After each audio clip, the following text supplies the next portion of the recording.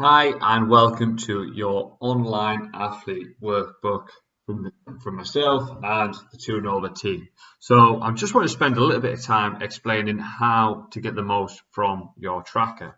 So, as you can see on your top sheet, you have got a daily tracker, and what we're looking for there is we need to know what's going to be happening on day to day life, food, heart rate, etc., etc. And the reason being is because this has a massive impact on your performance. It's really important for us as coaches to have eyes on this to make sure that we're getting the right amount of feedback so we can deliver the right amount of sessions for yourself.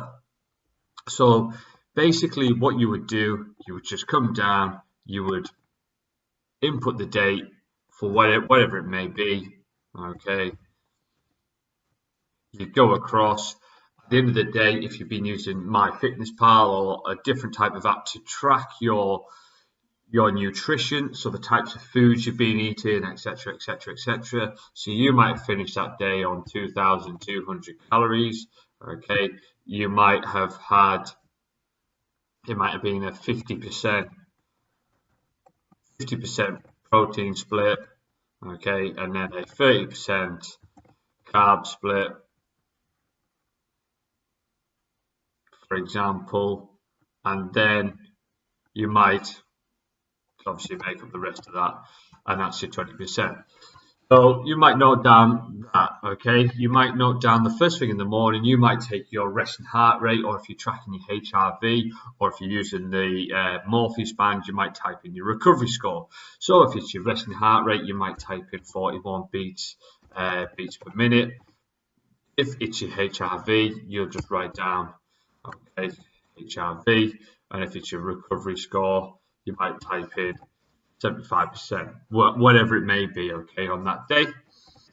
Okay, and then come across, then you would obviously take a note of how much sleep you've had. It doesn't have to be an exact science as such. If you've got a Fitbit or a tracker that monitors your sleep, then great. But if you don't, no dramas at all. It's literally as soon as you jump into your bedroom, then just have a quick glance at what time it is. So it says at 10 o'clock and your alarm goes off at 6 and you wake up. Then obviously you'll put down 8 hours. If you want to note down a little bit more detail, this would be massively helpful. It might be the fact that you might say 8 hours, but it was disrupted sleep or wasn't a great night's sleep or whatever it may be. Okay, working hours, you've got to put in there whether you did a 12-hour shift, 10-hour shift, or whatever it may be, and then your general state. I'm feeling sore today, bit run down. And then you just leave it at that, okay? And what that does is allow us coaches to keep a track on what's going on. Okay, if you're feeling tired or if you're feeling low on energy or whatever it may be, and we can have a look and see what's happening with your calorie intake, then we can say, right, well, actually, we maybe need to adapt that, we need to adjust that. So that's your daily tracker. This is something that's going to get you in the daily habits to make sure that you've got all eyes on your performance from the four pillars. Okay, now at the beginning it's difficult, it becomes a bit of a habit and a bit of a chore and stuff, but trust me, it really does help us coaches, especially when we're working on such a remote basis. It's really important for us to have eyes on what's happening with your training so we can give you the best training possible, the best guidance and the best coaching. Okay, so in the beginning, I know it's a bit of a pain in the backside, but please do complete all of this information because it just helps us massively. So if we're looking at that, and then obviously we'll jump down, this will go into your S&C program. Now what you'll find here is you'll have your prehab and rehab work, so basically based off your movement assessment that we did, then we would be looking at ankle mobility, shoulder mobility, hip mobility, whichever area is going to be key for you. Then we'll have a specific warm-up, which again is tailored to what you need and everything else. So whether you're using the 5x5 method, whether you're using the circuit training method, whether you're using a complex method, whichever it may be, it's going to be applicable to what you are, okay? Just remember, these are just as important as the main session ahead. And then what you'll find further down below, this is where your sets and your reps are, okay? You'll have your rests along here. Session 1, you might be doing 5 by 5. So say, for example, this is 1A, and we're saying it's goblet squat. Then 1B, we've got plank. Okay, so what we'll find here is your goblet squat. You might be doing 5 by 5, and then you might be doing 3 sets of 60 seconds. Okay, and that'll be noted down there. Your rest period between those two exercises, when you see 1A and 1B, it means that you do those exercises back to back.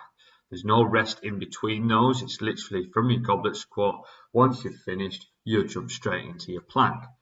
At the end of those, then you might see something like 90 seconds rest in between the sets.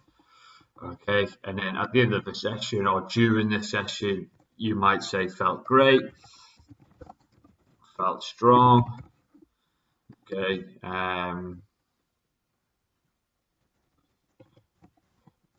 really tough. Just simple little things you put in there. Or what you want to do is also in there, felt strong, and used a 50 kg dumbbell. You've got a note for that, okay? And this is just a constant reminder of, and again, the progress, what's going on alongside. So depending on how many days a week your training program is, we've got that all the way up to 6 sessions in there. And again, same again, across day 1, day 2. Below this, if you scroll down, you've obviously got day 3, day 4. So it depends on your training program. That'll depend on how many days you've got. Then, last but not least, you've got your training log. Now, your training log, this is just a bit of a brief evaluation because obviously as we do your strength and conditioning, your performance planning, this is to supplement and support your performance for your main sport. So it's really important for us to have eyes on what else you are doing rather than just the gym program. Okay, because if you're going out and smashing out a really fast-paced 10K run on a max effort day, and we're asking you to do max effort the next day in the gym, it's not really going to be able to help us get the most out of it. Okay, so it's really important for you just to type down.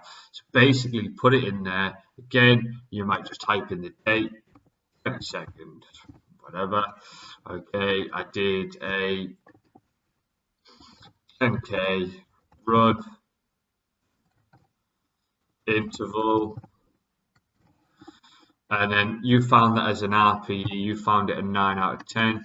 Your average heart rate was around about 150, and your max heart rate was 195. So a really tough session, okay? And then you'll put that in. Tough session. Let's see if I can spell. Tough session, really pushed on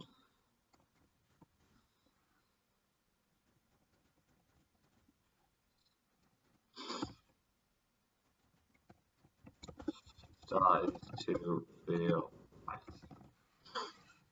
Okay, and you'll just have basic notes like that, and what this does is it allows the coaches to jump onto your profile, have a look, and just make sure that the type of work we're doing is conducive and it's supporting your main goal, i.e. your runner's performance or your strength training or whatever it may be, whatever your performance and whatever your goal is that we're working towards.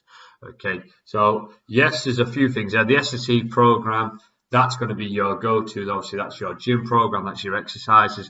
The other two training logs and the daily tracker, really important just for us to have eyes on that. Now, the daily tracker, again, is important for you to have eyes on as well, just so you know that you understand how you're feeling and why you're feeling that way. Hope this helps, guys. I hope this really just explains how the Online Athlete Workbook works.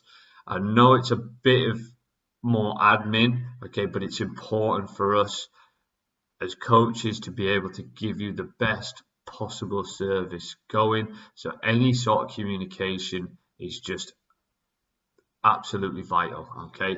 The coach-athlete relationship, it just has to work. It's key for us, and these are one of the tools that we use to get the most out of it. Hopefully you find this helpful, guys. Any questions, please do get in touch. But thanks for watching. We'll speak soon.